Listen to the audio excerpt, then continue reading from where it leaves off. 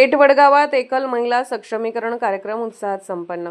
वडगाव नगर परिषदेच्या वतीने आंतरराष्ट्रीय एकल महिला दिनानिमित्त आयोजित करण्यात आलेला एकल महिला सक्षमीकरण कार्यक्रम पेठ वडगाव येथील श्री मराठा समाज हॉलमध्ये उत्साहपूर्ण वातावरणात पार पडला। या कार्यक्रमाला सुमारे 400हून अधिक एकल व विधवा महिलांची उत्स्फूर्त उपस्थिती लाभली।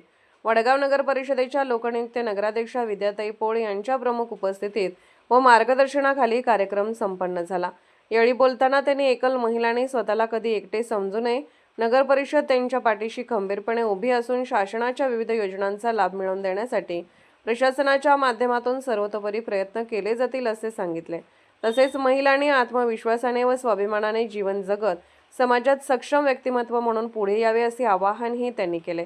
कार्यक्रमात नगरसेविका सुरेखा अणुसे, वर्षा पवार, रुपाली माने, कल्पना भोसले, धनश्री पोळ तसेच नगरसेवक शिवाजीराव आवळे यांची प्रमुख उपस्थिती होती। जिल्हा कौशल्य विकास अधिकारी कौशल्य पवार यांनी कौशल्य विकास व रोजगार अभिमुख योजनांची माहिती दिली। जिल्हा माहिती कार्यालयाच्या हातकणंगले तालुका प्रतिनिधी सविता पोळ यांनी शासनाच्या विविध कल्याणकारी योजनांबाबत मार्गदर्शन केले। दुर्गा महिला बहुउद्देशीय विकास संस्था नाशिकचे जनसंपर्क अधिकारी अभिजित जाधव यांनी स्वयंरोजगाराच्या संधीबाबत माहिती दिली।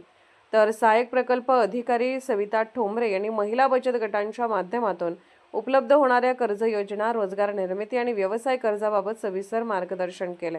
महिला व बालकल्याण अधिकारी श्रद्धा माने यांनी प्रास्ताविक केले। कार्यक्रमाचे सूत्रसंचालन माहिती, शिक्षण व संवाद तज्ज्ञ शिवराज जाधव यांनी केले। एकल व विधवा महिलांना आर्थिकदृष्ट्या स्वावलंबी, सक्षम व आत्मनिर्भर बनवण्याच्या उद्देशाने आयोजित करण्यात आलेला हा मार्गदर्शक मेळावा यशस्वी ठरला। पोलीस ऑफ इंडिया न्यूज चॅनलला लाईक करा, शेअर करा आणि सबस्क्राईब करा।